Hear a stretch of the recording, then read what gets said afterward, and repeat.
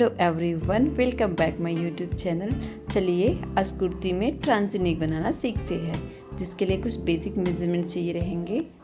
ये सारे मेजरमेंट मैंने बॉडी से लिया हुआ है। लेंथ इसकी है 38 इंच, चेस्ट इसका 26 inch, shoulder 12 inch, waist 23.5 inch है, 29 inch. Neck front and back 3 inch. Sleeve length मेरी होगी 20 इंच एंड स्लीव राउंड होगा 5.5 इंच। लाइनिंग के कपड़े को 4 फोल्ड करके मैंने बिछा लिया है। इसकी लेंथ 38 है, तो मैं 1 इंच सिलाई मार्जिन का प्लस करके 39 पे इस तरह से मार्किंग कर लूँगी। अब इसका नेक जो है मैं बोट नेक में बना रही हूँ, तो इसकी नेक विड्थ रखूँगी मैं 3 इंच पे और इसके शोल्डर रख लूँगी मैं 2 इंच पे। इसका आर्म होल लूँगी मैं 5.5 इंच पे।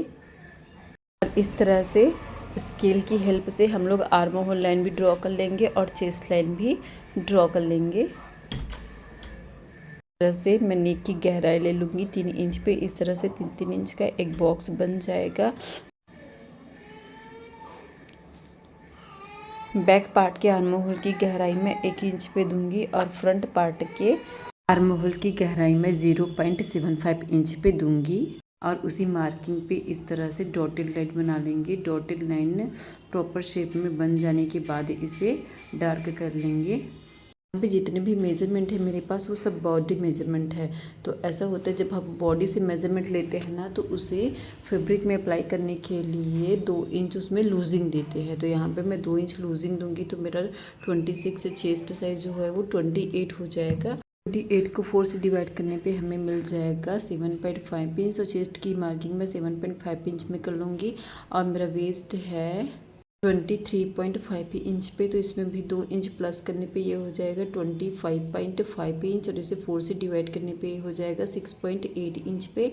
और कुर्ती की चौड़ाई मैं हिप के मेज़रमेंट के अकॉर्डिंग ही रखूँगी। यहाँ पास मेरा हिप है 29, तो इसमें 2 प्लस करने पे ये हो जाएगा 31। तो यहाँ पे 31 को मैं 4 से डिवाइड करूँगी, ये हो जाएगा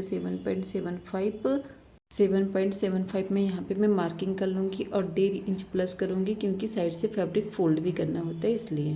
और यहाँ पे नेक जो है वो मैं राउंड नेक भी ही रख रही हूँ, क्योंकि मेरी कस्टमर को राउंड नेक ही चाहिए। फ्रंट एंड बैक पार्ट दोनों साथ में है, तो कटिंग करने के टाइम पे मैं बैक पार्ट पहले कट कर लूँगी और बैक पार्ट का फैब्रिक अलग करने के बाद ही मैं फ्रंट पार्ट के आर्म होल की गोलाई करूँगी। और उसका और नेक भी दोनों का हम लोग बाद में, जब दोनों पार्ट्स अलग कर लेंगे उसके बाद में ही नेक कट करेंगे, क्योंकि दोनों के नेक का शेप जो है वो अलग अलग रहेगा, तो उसकी कटिंग भी अलग करनी होगी। फैब्रिक में नेक इसका जो है वो बोट नेक रहेगा, लेकिन लाइनिंग के कपड़े में इसका नेक जो है वो डीप रहेगा। इसके अकॉर्डिंग मैं बैक पार्ट के नेक की कटिंग कर रही हूँ, जिसमें शोल्डर रखूँगी मैं 1.5 इंच पे और गले की गहराई रखूँगी मैं 7 इंच पे। इस तरह से राउंड नेक बना लेंगे और यहाँ से मैं कट कर लूँगी। इसके बाद मैं फ्रंट पार्ट की कटिंग करूँगी, जिसमें सबसे पहले मैं आर्म होल की कटिंग कर लूँगी। उसके बाद जो हमने नेक 3 इंच पे ली हुई है उससे 2 इंच गहरे पे मार्किंग करेंगे। उसके बाद शोल्डर में यहाँ पे भी 1.5 इंच ले लूँगी और दोनों को इस तरह से शेप देते हुए इसमें एक डीप नेक बना लेंगे, क्योंकि मेरे मेन फैब्रिक का जो नेक है वो ऑलरेडी बोट नेक पे है, तो ये उससे थोड़ा सा गहरा रहेगा, तभी इसका लुक बेटर रहेगा। और मैं इसे सिर्फ 2 ही इंच गहरा कर रही हूँ, ज़्यादा नहीं कर रही हूँ।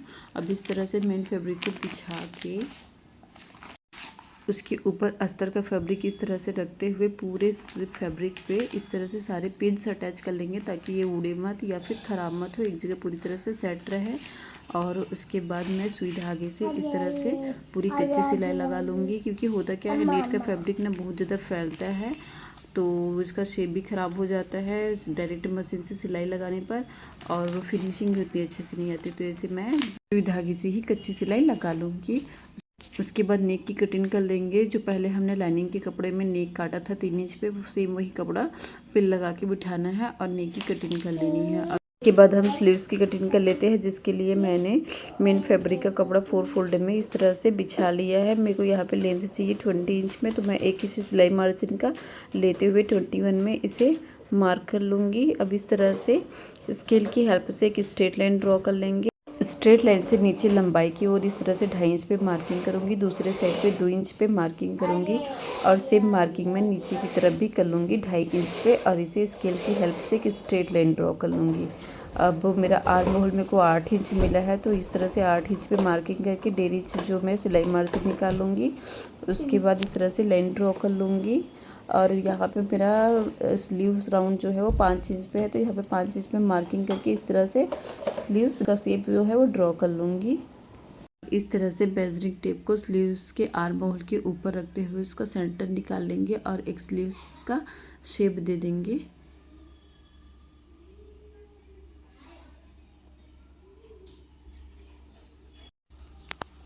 अब इस तरह से फ्रंट पार्ट के स्लीव्स की गहराई कर लेंगे। इस तरह से थोड़ा सा लीफ के शेप में मार्किंग करते हुए इसे थोड़ा थोड़ा सा छाट लेना है, गहरा कर लेना है फ्रंट पार्ट बस को। उसके बाद इसकी सेंटर मार्किंग कर लेनी है, सेंटर में इस तरह से कट लगा लेना है और बैक पार्ट के मिंट फैब्रिक में इस तरह से शेप दे के इसे भी कट कर लूँगी और इसमें डोरी लगा लूँगी, जिससे इसका लुक जो है वो बहुत ही प्यारा आएगा। आई होप आप सभी को मेरी इस वीडियो में सब कुछ बहुत अच्छे से समझ में आया हो। किसी भी चीज़ में कोई डाउट है तो कमेंट ज़रूर करिएगा, मैं आपको आंसर ज़रूर करूँगी। Thanks for watching.